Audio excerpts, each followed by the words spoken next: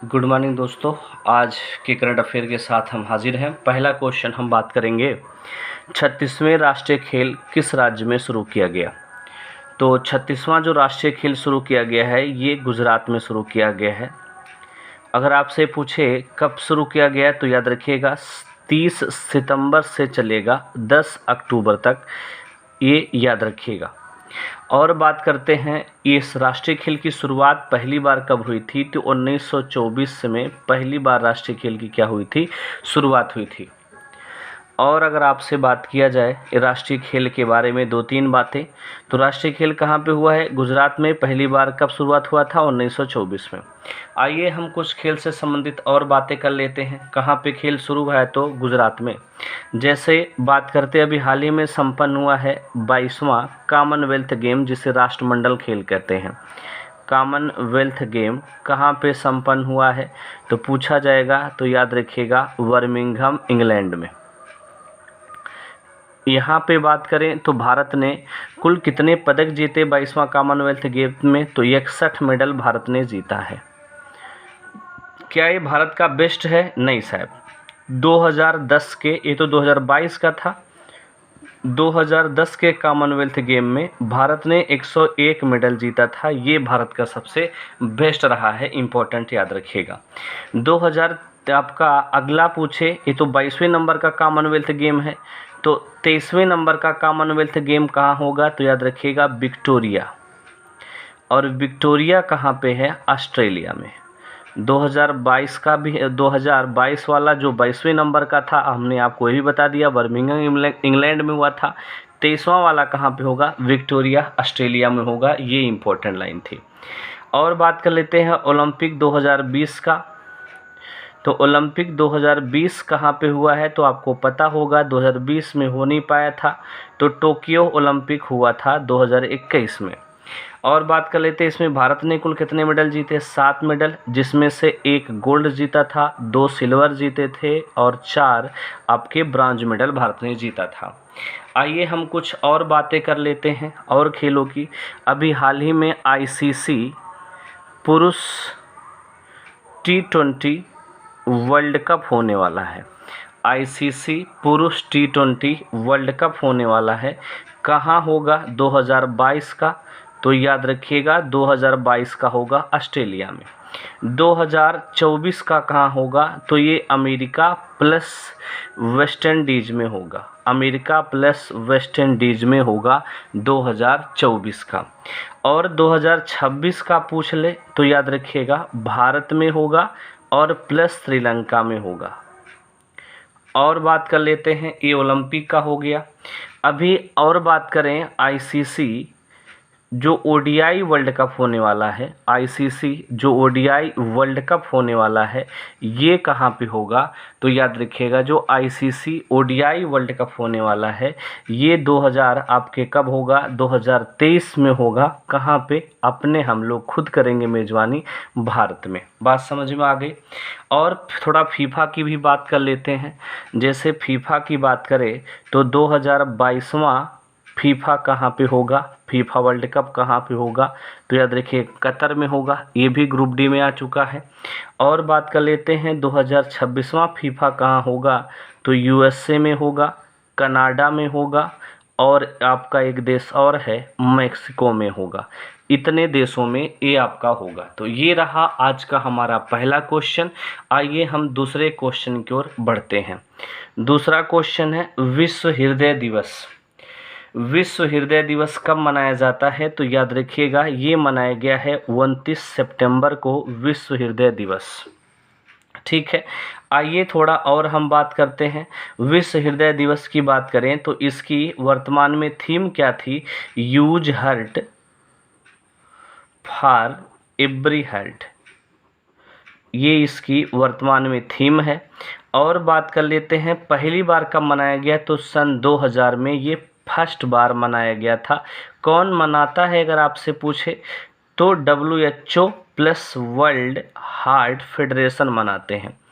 WHO plus world heart federation इसे क्या करता है, मनाते हैं, वर्ल्ड हार्ट फेडरेशन। आइए आगे थोड़ा इसमें चर्चा और करते हैं। जैसे इस WHO के बारे में थोड़ी बातें कर लेते हैं। तो WHO की स्थापना 1948 में हुई थी। ये अपना पहली बार काम कब करना शुरू किया था? तो याद रखिएगा 7 अप्रैल 1948 को अपना काम करना शुरू किया। इसीलिए 7 अप्रैल को हम विश्व स्वास्थ्य दिवस मनाते हैं। क्या मनाते हैं? तो विश्व स्वास्थ्य दिवस कब मनाया जाता है? स्वास्थ्य दिवस कब मनाया जाता है? तो याद रखिएगा आपका स्वास्थ्य दिवस मनाते हैं हम 7 अप्रैल को। आइए कुछ और बातें कर लेते हैं हम। इसके वर्तमान में क्या अध्यक्ष पूछ ले कौन है?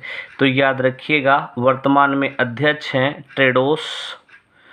टेड्रोस अधनोम वर्तमान में इसके क्या हैं? अध्यक्ष हैं WHO के। आइए हम थोड़ा हार्ट के बारे में बात कर लेते हैं, हृदय के बारे में बात कर लेते हैं। तो हृदय की बात करें तो जो हृदय है, हृदय की दर को मापने का लिए एक प्रयोग किया जाता है, एक मशीन है जिसका नाम है ECG। ECG का फुल फॉर्म बार बार आता है, तो याद रखिएगा इलेक्ट्रोकार्डियोग्राम ये इसका पूरा नाम है। याद रखिएगा इलेक्ट्रोकार्डियोग्राम ECG का पूरा नाम है। और बात कर लेते हैं हृदय की बात करें तो हृदय में कितने कक्ष होते हैं? 4 कक्ष होते हैं मानव के हृदय में। इसमें आपका 2 निलय होते हैं और ये निलय जो होता है बड़ा होता है और 2 क्या होते हैं? अलिंद होते हैं। ये लाइन इम्पोर्टेंट है।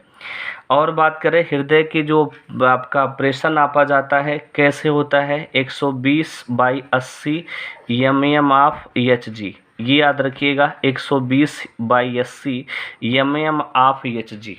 120 क्या कहता है? तो याद रखिए जो 120 mm ऑफ Hg होता है ये प्रकुंचन दाब है। कैसा है? प्रकुंचन दाब है। और जो ये है आपका 80 जो है ये याद रखिएगा, ये आपका याद होती है आकुंचन दाब है, शिथिलन दाब है। इंपॉर्टेंट लाइन ये बनती है। ग्रुप डी में दोनों क्वेश्चन आपसे पूछे जा चुके हैं। इन दोनों के अंतर 120 - 80 जो 40 आया उसी को कहते हैं नाड़ी दाब। पूछ ले जो डॉक्टर पता करते हैं, आपको देखे होंगे कभी कभी गांव वाले डॉक्टर दाब के देखते हैं कि कितना नाड़ी दाब इनका आ रहा है। 40 से कम ज़्यादा आता है तो प्रॉब्लम होती है। ठीक है, ये नाड़ी दाब है। आइए और हम कुछ बात कर लेते हैं। जैसे अगर आपसे थोड़ा यहाँ स्पेस है, अगर आपसे हृदय की बात करें तो जो आपका हृदय है 5 लीटर रक्त प्रति मिनट में क्या करता है? ये प्रति मिनट में क्या करता है? पंप करता है। ये रक्त इम्पोर्टेंट है, पूछा गया क्वेश्चन है कि रक्त जो है मानव का 1 मिनट में कितना रक्त पंप करता है? तो याद रखिएगा 5 लीटर। और बात कर लेते हैं मानव का जो रक्त का ग्राम होता है कितने ग्राम का होता है? 300 ग्राम रक्त का आपके इसका वजन होता है हृदय का वजन पूछे तो 300 ग्राम बता दीजिएगा।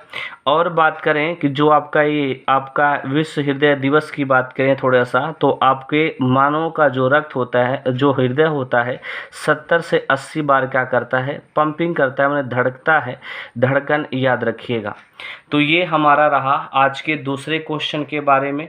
इसमें कुछ चीज़ें आपको हम और बता देते हैं। अभी कुछ दिवस और आए हैं, जैसे अगर दिवस की चर्चा करें 1-2 तो एक दिवस अभी संपन्न हुआ है रेबीज दिवस। विश्व रेबीज दिवस कब संपन्न हुआ है? तो याद रखिएगा ये मनाया जाता है 28 सितंबर को। विश्व रेबीज दिवस कब मनाया गया है? 28 सितंबर को मनाया गया है। ये रेबीज दिवस पहली बार कब मनाया गया था? 2007 में पहली बार लुई पाश्चर के जन्म दिवस पर मनाया जाता है। क्यों? क्योंकि लुई पाश्चर ने पहली बार क्या की थी? फर्स्ट रेबीज का टीका खोजा था। फर्स्ट रेबीज का टीका खोजा था किसने? तो याद रखिएगा यही। और ये रेबीज किसके काटने से फैलता है? कुत्ता हो जाए, कुत्ता, उसके बाद बिल्ली, सियार, इन सभी के लार में पाया जाता है रेबीज। ठीक है, याद रखिएगा इनकी वजह से फैलता है। और इसमें जो बीमारी हो जाती है हाइड्रोफोबिया हो जाती है। हाइड्रोफोबिया का मतलब पानी से क्या लगने लगेगा? आपको डर लगने लगेगा। ये हाइड्रोफोबिया आपको याद रखनी है। और अभी हाल ही में एक शहर, भारत का एक ऐसा राज्य है जो रेबीज से मुक्त हो गया है। राज्य का नाम याद रखिएगा, गोवा रेबीज से मुक्त पहला राज्य है भारत का। इम्पोर्टेंट लाइन है। आइए कुछ और बात कर लेते हैं। जैसे बात कर लें, 28 जुलाई को हम क्या मनाते हैं? विश्व हेपेटाइटिस दिवस मनाते हैं। 28 जुलाई को विश्व हेपेटाइटिस दिवस मनाया जाता है, याद रखिएगा। और बात करें 14 नवंबर को क्या मनाते हैं? तो याद रखिएगा, विश्व मधुमेह दिवस मनाते हैं। विश्व मधुमेह दिवस कब मनाया जाता है? 14 दिसंबर को। 14 नवंबर को। 1 दिसंबर को क्या मनाते हैं? विश्व एड्स दिवस। विश्व एड्स दिवस मनाते हैं। 4 फरवरी को क्या मनाया जाता है? विश्व कैंसर दिवस मनाया जाता है 4 फरवरी को। रेबीज दिवस की अगर आपसे पूछ ले थीम क्या थी इस बार की, इम्पोर्टेंट लाइन बनते हैं। थीम क्या थी? वन हेल्थ जीरो डेथ, ये इसकी बार की क्या थी? थीम थी। ये लाइन आपके लिए इम्पोर्टेंट है। तो ये रहा आज का हमारा दूसरा क्वेश्चन, कंप्लीट होता है। हम अपने अब तीसरे क्वेश्चन की ओर बढ़ना चाहते हैं। हमारा तीसरा क्वेश्चन है, देखिएगा, तीसरा क्वेश्चन है, भारत के नए चीफ ऑफ डिफेंस स्टाफ कौन बने? तो ये आपको सबको पता है, बहुत ज़्यादा ये आपके व्हाट्सएप फेसबुक पे वायरल हुए। तो नए चीफ स्टाफ कौन बने हैं? तो याद रखिएगा, अनिल चौहान। अनिल चौहान बने हैं। ये दूसरे नंबर के हैं, याद रखिएगा। सेकंड है ये, इम्पोर्टेंट लाइन ये बनती है। तो फर्स्ट कौन है? फर्स्ट कौन थे? याद रखिएगा, जनरल बिपिन रावत। ये क्या थे? जनरल बिपिन रावत। ये हमारे बिपिन रावत ये हमारे फर्स्ट CDS थे, याद रखिएगा, जिनका देहांत हो गया था तमिलनाडु दिसंबर में। ठीक है, आइए हम और आगे बात करते हैं। जैसे जो अभी आर्मी की बात कर लेते हैं, तो थल सेना प्रमुख या सेना प्रमुख हमारे कौन है? थल सेना प्रमुख वर्तमान में कौन है? थल सेना प्रमुख कौन है? तो याद रखिएगा, थल सेना प्रमुख मनोज पांडे जी हैं। मनोज पांडे थल सेना प्रमुख हैं। वायु सेना प्रमुख अगर आपसे पूछे तो VR चौधरी हमारे वायु सेना प्रमुख हैं। और बात करें कि नौसेना प्रमुख वर्तमान में कौन है, जो जल वाला है, तो उस समय हमारे अब हैं R हरि कुमार, हमारे ये प्रमुख हैं। आइए कुछ और बातें हम कर लेते हैं। जैसे अगर आपसे पूछे देश का सर्वोच्च सेना का सर्वोच्च कमांडर, सेना का सर्वोच्च कमांडर कौन होता है? सेना का सर्वोच्च कमांडर कौन होता है? तो अगर आपसे पूछ ले तो CDS नहीं, भारत का राष्ट्रपति होता है सेना का सर्वोच्च कमांडर। इंपॉर्टेंट लाइन है, याद रखिएगा।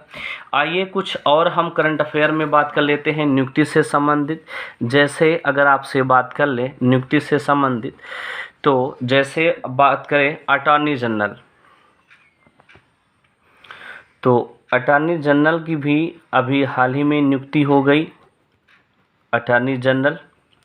तो ये कौन बने हैं? तो ये बने हैं R वेंकट रमणी बने हैं, याद रखिएगा। इनके नाम में पहले कौन थे? तो मुकुल रोहतगी थे, लेकिन ये कहे कि हम ये पद नहीं ग्रहण करेंगे, नहीं बनना चाहते, तो इसलिए इनको हटा करके किसको बनाया गया? R वेंकट रमणी को। अटॉर्नी जनरल का उल्लेख किस अनुच्छेद में है? संविधान के अनुच्छेद 76 में। और बात करें तो याद रखिएगा, राष्ट्रपति इनकी नियुक्ति करता है, राष्ट्रपति नियुक्ति करता है। पूछे किसकी सलाह पर? तो मंत्री परिषद की सलाह पर। ठीक है, मंत्री परिषद की सलाह पर इनकी क्या करता है? नियुक्ति करता है। आइए, और ये राष्ट्रपति का विधि आपका अधिकार है, कार्यकारी अधिकार है।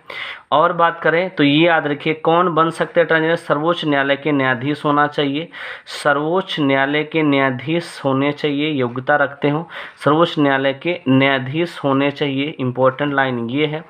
और बात करें कि इनको और क्या कहते हैं? भारत का वकील कहा जाता है, भारत का वकील कहा जाता है किसे? अटॉर्नी ऑफ जनरल को। इम्पोर्टेंट लाइन ये है।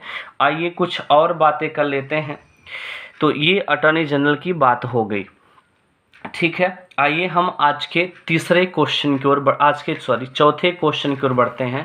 हमारा चौथा क्वेश्चन ये आपके सामने है। चौथा क्वेश्चन है, दस्तक अभियान किस राज्य सरकार ने चालू किया है? तो याद रखिएगा, उत्तर प्रदेश सरकार ने दस्तक अभियान चालू किया है। दस्तक अभियान क्या है? 0 से 5 वर्ष के जो बच्चे हैं, 0 से 5 वर्ष के बच्चों को क्या करना है? याद रखिएगा, उनको टीकाकरण और देखरेख करना है। टीकाकरण प्लस देखरेख करना है ये 0 से 5 साल के बच्चों को। ये लाइन इंपॉर्टेंट है। जो आंगनवाड़ी कार्यकर्त्री होंगी वो देखरेख करेंगी 0 से 5 साल के बच्चों को दस्तक अभियान में। आइए हम यूपी की बात करें तो उत्तर प्रदेश के अभी अयोध्या में क्या बना है? याद रखिएगा, लता मंगेशकर न्याय चौक बना है। लता मंगेशकर चौक का क्या किया गया है? उद्घाटन किया गया है। लता मंगेशकर की बात करें तो इनका जन्म कहाँ हुआ था? इंदौर, मध्य प्रदेश में। और बात करें तो इन्हीं को क्या कहा जाता है? स्वर कोकिला। भारत कोकिला नहीं, भारत कोकिला तो सरोजिनी नायडू को कहा जाता है, ये स्वर कोकिला है। और बात करें इनके बारे में तो 2001 में इनको भारत रत्न से क्या किया गया था? सम्मानित किया गया था। ये लाइन इंपॉर्टेंट हो जाती है। आइए उत्तर प्रदेश की और चर्चा करें। यूपी की चर्चा कर रहे हैं तो उत्तर प्रदेश में अभी हाल ही में नाइट डेजर्ट सफारी पार्क बना है। ये लाइन इम्पोर्टेंट है। कहाँ पे बना है? लखनऊ में बना है। ये और इम्पोर्टेंट हो जाता है। और बात कर लें किसके सहयोग से बना है तो इसमें और कौन सहयोगी है? तो सिंगापुर है। ये लाइन इम्पोर्टेंट है। भारत का पहला नाइट डेजर्ट सफारी पार्क कहाँ बना? लखनऊ में बना है। आइए उत्तर प्रदेश की और बातें कर लेते हैं। तो उत्तर प्रदेश की आगे वजह से हम बात करें तो उत्तर प्रदेश को राष्ट्रीय जल पुरस्कार 2022 मिला है। राष्ट्रीय जल पुरस्कार 2022 किसे मिला? तो ये उत्तर प्रदेश को मिला है। ये लाइन इंपॉर्टेंट है। उत्तर प्रदेश में अभी हाल ही में क्या बना है? याद रखिएगा, रानीपुर वन्यजीव अभ्यारण्य पूछा जाए कहाँ पे है?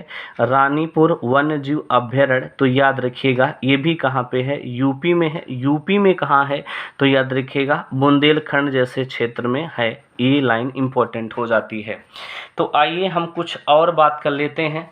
ये अभियान चला है, अभियान दस्तक अभियान। आइए कुछ लेटेस्ट अभियान की चर्चा हम और कर लेते हैं। अभियान की बात करना चाहें तो जैसे